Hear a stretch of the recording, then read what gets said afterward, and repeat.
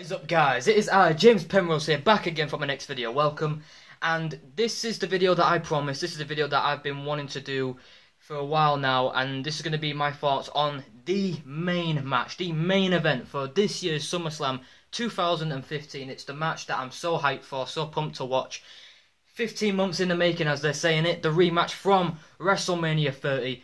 Brock Lesnar, the one in 22-1 now, versus The Undertaker. This is pretty much Undertaker's redemption match, his revenge on Brock Lesnar after that night, as I said, where history was made in a moment which us to this day will never ever forget. It's still the most shocking moment in the history of the WWE, in my opinion, where Lesnar broke The Undertaker's undefeated streak at WrestleMania 30. It went completely mental online. Everyone was going crazy. Everyone was in shock all over the world.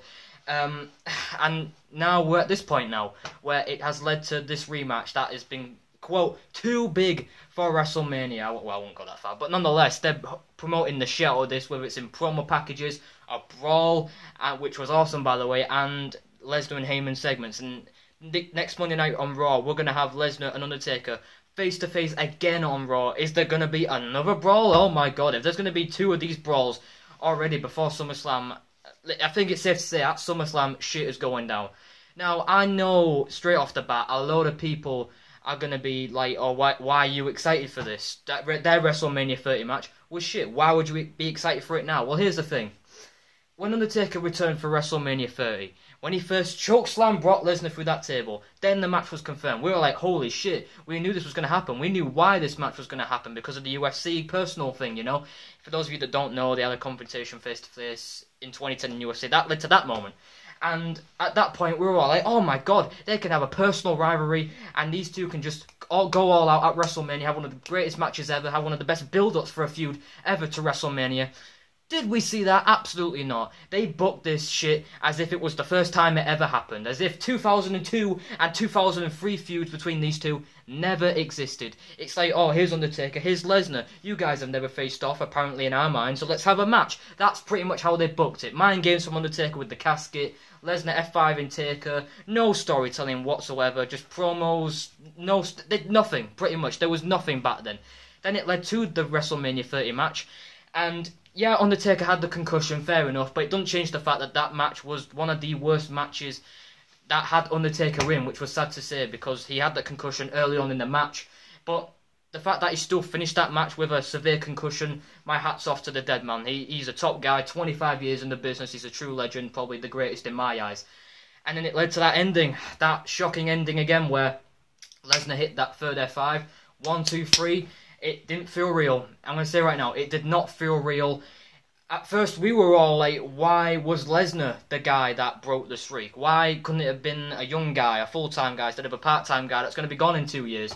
Well, it made Brock Lesnar what he is now. The beast incarnate, the dominant beast who has been booked how he should be booked, as a guy who is completely unstoppable, a guy that no one can beat, a guy that no one can take down, who will always look strong no matter what. It really helped his career, but then again, it didn't really help any younger talent. But that was then, and this is now. We are now here 15 months later. Undertaker returned at Battleground to cost Brock Lesnar the WWE World Heavyweight Championship. And that streak ending, and Undertaker costing Lesnar the title at Battleground, those are two great things made for one big storyline. And those are the two things that really used this storyline as to what it is now, because now this feud is just tremendous. This is how they should have done it at WrestleMania 30, but I bet they'll use the excuse, oh, well, we didn't have anything like that at the time. Oh, bullshit. 2002 and 2003, personal rivalries back then. You telling me you never had that before to build the WrestleMania 30 match? That's all jack shit. But really, when it all comes down to it, I can't wait for this match. They've had a great build-up. That brawl the night after Battleground, when they just completely tore the roof off the place. Security guards, police officers, the whole entire roster was out there to break them two up. It was awesome. Lesnar shouting, oh, I'm going to kill you! And then Undertaker actually shouted, oh, you're going to have to. That was awesome right there. Lesnar and Heyman segments. And by the way, Paul Heyman, I can't hint this enough, how much of a god he is on the mic. Some people might argue, oh, he's just saying same old shit all the time. Well, no, he will always switch up every single week. And he will always try his best to sell the matches that Brock Lesnar's going to be in, because Brock Lesnar really is a once-in-a-lifetime attraction in the ring, whether it's in the octagon or in the wrestling ring. It doesn't really matter where he is. He's a guy that you cannot miss to watch, wrestle, or fight. It doesn't matter.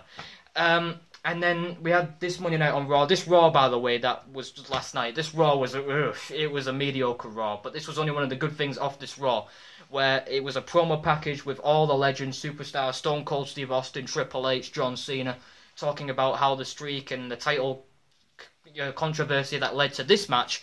And I like what Stone Cold Steve Austin said.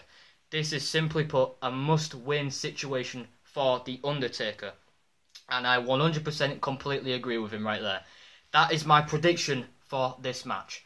Undertaker has to win this match. In my opinion, even though Lesnar winning would make him look strong, really, what is Lesnar winning gonna accomplish when it comes to Undertaker's return and storyline-wise? Coming back saying, oh, you can't kill what won't die.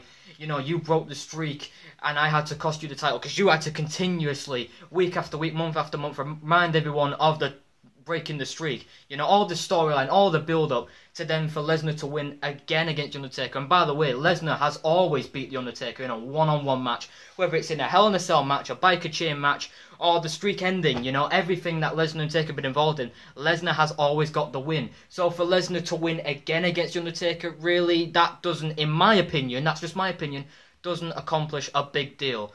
Now, whereas Undertaker winning, and let's just be honest, guys, Lesnar can at least survive one defeat, at least one defeat against The Undertaker. There is no shame in that whatsoever.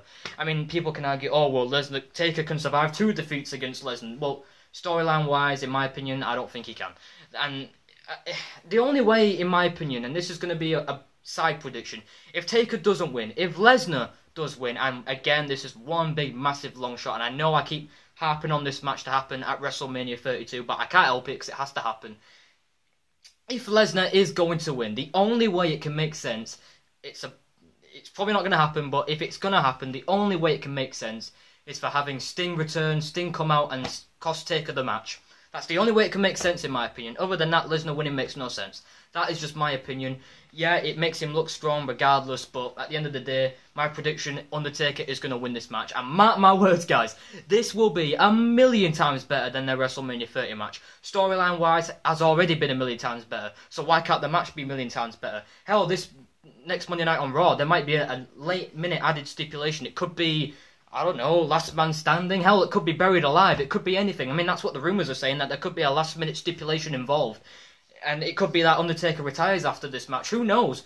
Either way, this main event is going to be an awesome match to see. Other matches confirmed for Summerslam I'm going to be talking about in separate videos later on. But this has been my thoughts on the Brock Lesnar-Undertaker rematch. 15 months in the making, they're saying, for SummerSlam 2015. Thank you guys for watching this video. Like, comment, and subscribe to my channel. And all I can say is, peace out, my brothers!